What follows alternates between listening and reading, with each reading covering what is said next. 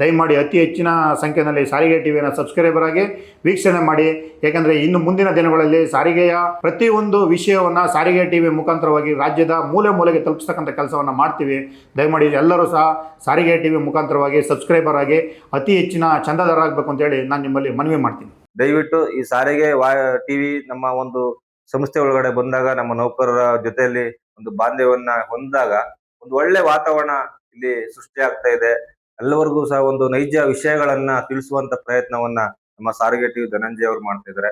ದಯವಿಟ್ಟು ಅವ್ರು ಬೆಳಿಬೇಕು. ಯಾಕಂದ್ರೆ ಸಾರಿಗೆ ನೌಕರರಿಗೆ ಎಲ್ಲಾ ತರದ ವಿಷಯಗಳನ್ನು ಸಹ ಅವರು ನೇರವಾಗಿ ತಲುಪಿಸುವಂತ ಕೆಲಸವನ್ನ ಮಾಡ್ತಿದ್ದಾರೆ. ಅವರ ಒಂದು ಈ ಸಾರಿಗೆ ಟಿವಿಯನ್ನ ಎಲ್ಲರೂ ಸಹ ಸಬ್ಸ್ಕ್ರೈಬ್ ಮಾಡಿ. ಅದರಲ್ಲಿ ಒಂದು ಏನಪ್ಪ ಅಂದರೆ, ಪಾಪ ಸೆಕ್ಯೂರಿಟಿಯವರು ತಡೆಯೋದಕ್ಕೂ ಹೋಗಿದ್ದಾರೆ, ಟ್ರೈ ಮಾಡಿದಾರಂತೆ.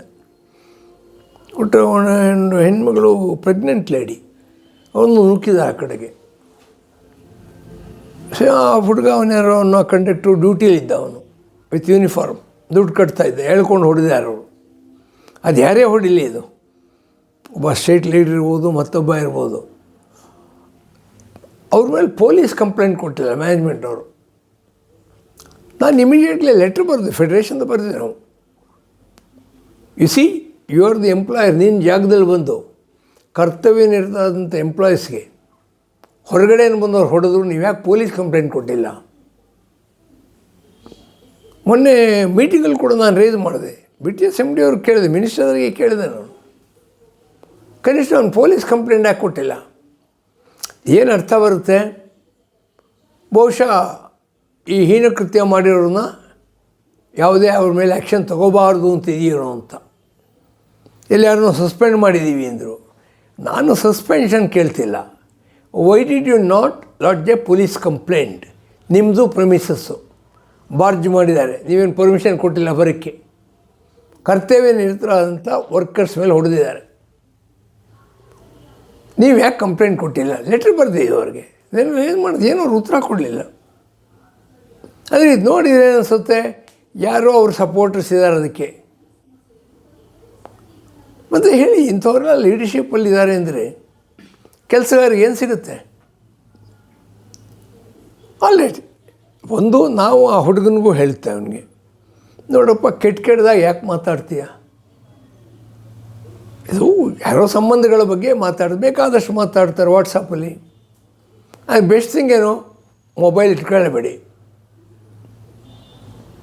ಅದಿರ್ತಾನೆ ಅವನು ತೋರಿಸೋದು, ಬೈಯೋದು ನಿನಗೆ. ಆಲ್ರೆಡಿ ನೀನು ಪೊಲೀಸ್ ಕಂಪ್ಲೇಂಟ್ ಕೊಡಬೇಕಾಗಿತ್ತು, ಸೈಬರ್ ಪೊಲೀಸ್ ಸ್ಟೇಷನ್ನಲ್ಲಿ ಹೋಗಿ ಹೊಡೆಯೋದ. ಹಂಗೆ ಹೊಡೆದವ್ರು ಇವಾಗ ಎಲ್ಲಿದ್ದಾರೆ? ಪರಬ್ ನಗ್ರಹಾರದಲ್ಲಿದ್ದಾರೆ. ಇವತ್ತೆಲ್ಲ ಒಂದು ಹಾರ ಅಂದರೆ ಒಂದು ₹100 ಆಗುತ್ತೆ, ಹೂವಿಂದು ₹200. ಚಪ್ಪಲಿ ಹಾರ ಹಾಕಿದ್ರು ₹10,000 ಆಗುತ್ತೆ.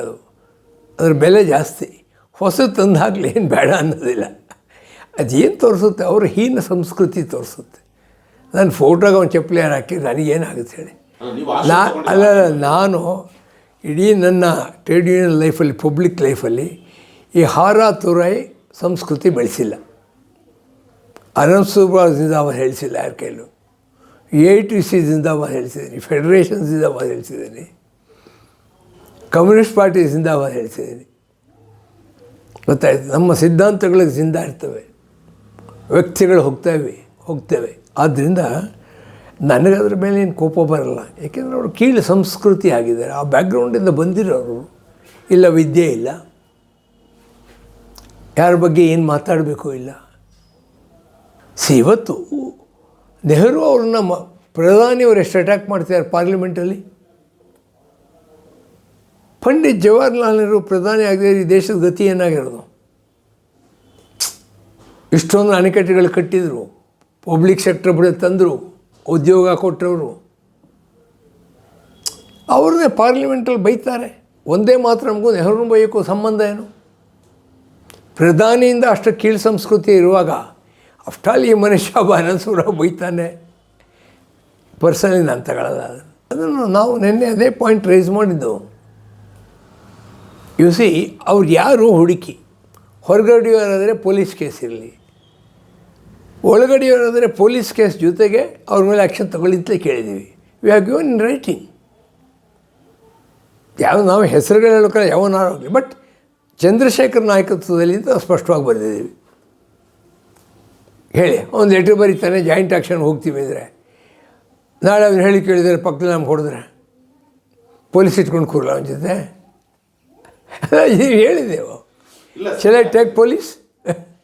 ಡೆಲಿಬರೇಟ್ ಇಂಟೆನ್ಷನ್ ಇದೆ ಹೊಡೆಯೋದಕ್ಕೆ. That intention is enough. But ಅದು ಪರ್ಫಾರ್ಮ್ ಮಾಡಿದ್ದಾರೆ. ಎರಡನೇದು, ಅಚಾನಕ್ ಕೈ ತೋರಿಸಿರೋದಲ್ಲ. ಇವಾಗ ಉದಾಹರಣೆ ರೂಟಲ್ಲಿ ಹೋಗ್ತಿರ್ತಾನೆ, ಏನೋ ಆಗುತ್ತೆ, ಅದು ಬೇರೆ ವಿಷಯ. ಎಂಪ್ಲಾಯರ್ ಪ್ರೆಮಿಸಸ್ಗೆ ಹೋಗಿ ಉದ್ದೇಶಯುತವಾಗಿ ಒಬ್ಬ ಡ್ಯೂಟಿಯಲ್ಲಿರೋ ನೌಕರನ್ನು ಹೊಡೆದಿದ್ದಾರೆ. ಇದು ಕ್ರಿಮಿನಲ್ ಅಫೆನ್ಸ್ ಕೂಡ ಹೌದು, ಮತ್ತು ನಮ್ಮ CND ರೆಗ್ಯುಲೇಷನಲ್ಲಿ ಮಿಸ್ಕಾಂಡಕ್ಟ್ ಕೂಡ ಹೌದು. ಯಾಕೆ ಆ್ಯಕ್ಷನ್ ತೊಗೊಂಡಿಲ್ಲ? ಯಾರು ಓಡಿಸ್ಕೊಂಡು ಅವನು ಮಾಡಿ, ನನಗೆ ಗೊತ್ತಿಲ್ಲ ಅವ್ನು ಯಾಕೆ ಸಸ್ಪೆಂಡ್ ಮಾಡಿದ್ದಾರೆ ಅಂತ. I don't know. But point ಏನಂದರೆ, ಎಲ್ಲೋ ಒಂದು ಕಡೆ ಮ್ಯಾನೇಜ್ಮೆಂಟ್ಗೆ ಹೀನಾಯವಾಗಿದೆ ಇವ್ರ ಮೇಲೆ ಆ್ಯಕ್ಷನ್ ತೊಗೊಳೋದಕ್ಕೆ. ಅದನ್ನು ನಿನ್ನೆ ನಾವು ಪಾಯಿಂಟ್ ಔಟ್ ಮಾಡಿದ್ವಿ. I don't know how they are going to react. Sir, CNDP rules ಎಲ್ಲರಿಗೂ ಒಂದೇ ಅಲ್ಲ ಸರ್? ಅಲ್ಲಿ ಒಂದೇ, ಅದರಲ್ಲೇ ಯಾವ ಅನುಮಾನ ಇಲ್ಲ. ಇವಾಗ ಅಷ್ಟೆಲ್ಲ ಬೇಡಿಪ್ಪ, ಒಬ್ಬ ಕಂಡಕ್ಟರ್ ಚೆಕ್ಕಿಂಗ್ ನೋಡಿ ಬರ್ತಾನೆ, ಏರು ಧ್ವನಿಯಲ್ಲಿ ಮಾತಾಡಿದ್ರೆ ಸಸ್ಪೆಂಡ್ ಮಾಡ್ತಾನೆ. ಅವ್ನು ಏರು ಧ್ವನಿಯಲ್ಲಿ ಮಾತಾಡಿದರೆ ಈಗ ಚೆಕ್ಕಿಂಗ್ ನಾನು ಗಾಳಿಗೆ ಹಾರೋಗಲ್ಲ.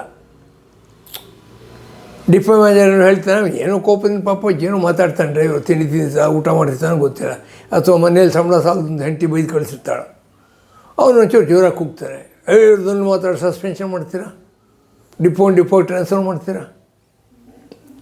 ಇದು ನಿಮ್ಮ ಪ್ರಾಪರ್ಟಿಗೆ ಟ್ರೆಸ್ ಪಾಸ್ ಮಾಡಿ ಕರ್ತವ್ಯ ನಿರತನಾದಂಥ ಸೇವಕನ ಹೊಡೆದಿರೋದು, it is a criminal offence. ಭಾರತೀಯ ನ್ಯಾಯಶಾಸ್ತ್ರ ಯಾವುದಿದೆಯಲ್ಲ ಹೊಸದಾಗಿ IPC ಅಪ್ಲೈ ಆಗುತ್ತೆ. ಯಾಕೆ ಆ್ಯಕ್ಷನ್ ತೊಗೊಂಡಿಲ್ಲ? ಮತ್ತು ಯಾರ್ಯಾರು ಅವನ ಜೊತೆ ಇದ್ದರೂ ಅವ್ರನ್ನೆಲ್ಲ ಸಸ್ಪೆಂಡ್ ಮಾಡಬೇಕು, ಎನ್ಕ್ವೈರಿ ಮಾಡಿ. ಅವನು ಯಾಕೆ ಹೋಗಿದ್ದ ಅಲ್ಲಿ? ಇವಾಗ ನಾನು ಹೊಡಿಲಿಲ್ಲ ಅಂತಾನೆ, ಯಾಕೆ ಹೋಗಿದ್ದೆ? ಕೇಸರಿ ಬಾತ್ ತಿನ್ಸೋಕೆ ಹೋಗಿದ್ಯಾ? ಅವ್ನು ಹೊಡೆದ ಮೇಲೆ ಸುಸ್ತಾಗಿರ್ತಾನೆ, ಹೊಡೆಸ್ಕೊಂಡವನು ಅವ್ನಿಗೆ ಸ್ವಲ್ಪ ಜಾಮೂನ್ ತಿನ್ಸೋಕೆ ಹೋಗಿದ್ಯಾ? What is happening here? Recognise union ನಾವು. ನಮ್ಮ ಹ್ಯಾಂಡ್ ಬಿಲ್ ಹಂಚಕ್ಕೆ ಹೋದ ರಿಪೋರ್ಟ್ಗಳು ಹಾಕಿಸ್ತಾರೆ, ಚಾರ್ಜ್ ಶೀಟ್ ಕೊಟ್ಟಿದ್ದಾರೆ. ಏನು ಹ್ಯಾಂಡ್ ಬಿಲ್ ಬಾಂಬಾ? You tell me. ನೀವು ತಗೊಂಡು ಓದಿದ್ದಾರೆ ಮ್ಯಾನೇಜ್ಮೆಂಟವರು. ಹ್ಯಾಂಡ್ ಬಿಲ್ ಯಾಕೆ ಹಾಕ್ತೀವಿ? ಖುಷಿಗಲ್ಲ. ನಿಮ್ಮ ತೊಗೊಳಕ್ಕೆ ದರ್ಬಾರು ಕ್ರಿಟಿಸೈಸ್ ಮಾಡಿ ಬರಿತೀವಿ. ಆ ಹ್ಯಾಂಡ್ ಬಿಲ್ ಕೊಟ್ಟರೆ ನೀವು ಸಸ್ಪೆಂಡ್ ಮಾಡಿದ್ದೀರಾ? ಸೊ ಬಂದು ಹೊಡೆದವನಿಗೆ ಏನೂ ಇಲ್ಲ. ಅದನ್ನು ಅದಕ್ಕೇನಂದರೆ ಅಧಿಕಾರಿಗಳೇ ಇದರಲ್ಲಿ ಎಲ್ಲೋ ಒಂದು ಕಡೆ ಇಂಥದ್ದೆಲ್ಲ ಹಾಗೆ ಜನಗಳು ಡಿವೈಡ್ ಆಗಲಿ ಅನ್ನೋದು ಅವ್ರ ಮನಸ್ಸಲ್ಲಿದೆಯೇನೋ, we don't know. But anyway will pursue that.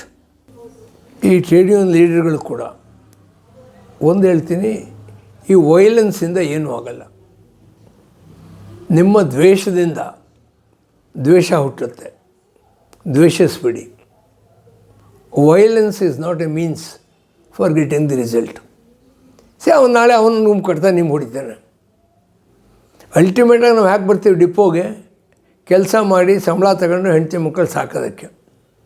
ದಿವಸ ಹೋಗಿ ಒಬ್ಬ ಕಣ್ಣು ಕಳ್ಕೊಂಡ, ಒಬ್ಬ ಕಾಲು ಮುರ್ಕೊಂಡ, ಒಬ್ಬ ಬೆನ್ನು ಪರ್ಚಿಸ್ಕೊಂಡ, ಎದೆ ಪರ್ಚಿಸ್ಕೊಂಡ ಅಂತ ತೋರ್ಸೋಕ್ಕಲ್ಲ. ಆದರೆ ಟ್ರೇಡ್ ಯೂನಿಯನ್ ಲೀಡರ್ಸಲ್ಲಿ ರಿಸ್ಟ್ರೆಂಟ್ ಇರಬೇಕು. ಈ ವೈಲೆನ್ಸ್ ವಿಲ್ ರಿಸಾಲ್ವ್ ಪ್ರಾಬ್ಲಮ್ಸ್ ಅನ್ನೋ ಅವ್ರ ಮನಸ್ಸಿಂದ ಹೋಗಬೇಕು ಒಂದು. ಇನ್ನು ಆ ವಾಟ್ಸಾಪ್ ಬೃಹಸ್ಪತಿಗಳಿಗೆ ಅವನಿಗೂ ನಾನು ಹೇಳೋದಷ್ಟೇ, ನೀನು ಯಾಕಪ್ಪ ಆ ಲೀಡರ್ಗಳ ಪ್ರೈವೇಟ್ ಇಶ್ಯೂ ಮಾತಾಡ್ತೀಯ? ನಿನಗೇನು ಬರುತ್ತೆ? ಒಂದು ನಿಜ ಇರಿಟೇಟ್ ಆಗುತ್ತಿಲ್ಲ ಅಂತ ನಾನು ಹೇಳೋದಿಲ್ಲ. ನಿನಗೆ ಯಾಕೆ ಬೇಕು? ಅವ್ನು ಹೇಗಾದ್ರು ಬದುಕೊಳ್ಳಿ. ಆ ಲೀಡರ್ಗಳ ಬಗ್ಗೆ ಯಾಕೆ ಮಾತಾಡ್ತೀಯ? ಎಂಪ್ಲಾಯೀಸಲ್ಲಿ ಕೂಡ ಮೊಬೈಲ್ ಏನೇನು ಬಾಯಿಗೆ ಬಂದಿದ್ದು ಮಾತಾಡಬಾರ್ದು, ನಾಲ್ಗೆ ಮೇಲೆ ಹತೋಟಿ ಇರಬೇಕು. ಇನ್ನು ಮೂರನೇದು ಮ್ಯಾನೇಜ್ಮೆಂಟ್ಗೆ ಇಂಡಿಸಿಪ್ಲಿನ್ ಇಂಥದ್ದನ್ನು ನೀವು ಎನ್ಕರೇಜ್ ಮಾಡಬೇಡಿ. ಏಕೆಂದರೆ ನಾನು ಒಬ್ಬ ಕಾರ್ಪೊರೇಷನ್ ಎಂಪ್ಲಾಯಿಯಾಗಿ ಕೆಲಸದ ವೇಳೆಯಲ್ಲಿ ಡಿಪೋನಲ್ಲಿರುವಾಗ ಯಾವನೋ ಬಂದು ಹೊಡಿತಾನೆ ಅಂದರೆ ನೀವೇನು ಮಾಡ್ತಿರ್ತೀರ?